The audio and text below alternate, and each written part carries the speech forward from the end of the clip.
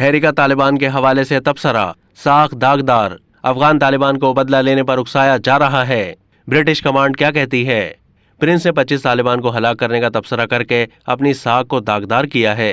इस बात का इजहार साबिक ब्रिटिश कमांड ने किया। Duke of Sussex Prince Harry ने 10 जनवरी को बर्तानिया में फरोख्त के लिए पेश की जाने वाली अपनी याददाश्तों पर मुश्तमिल किताब स्पेयर में कहा है कि उन्होंने तालिबान को शतरंज के मोहरों की तरह उड़ाया। साबिक army officer colonel Richard Kemp ने कहा है कि प्रिंस हैरी का तालिबान के हवाले से तबसरा करना नामुनासिब फैसला था। इससे खुद उनकी सिक्योरिटी को खतरात लाहक होंगे और उनका यह तबसरा लोगों को बदला लेने पर उकसा सकता है।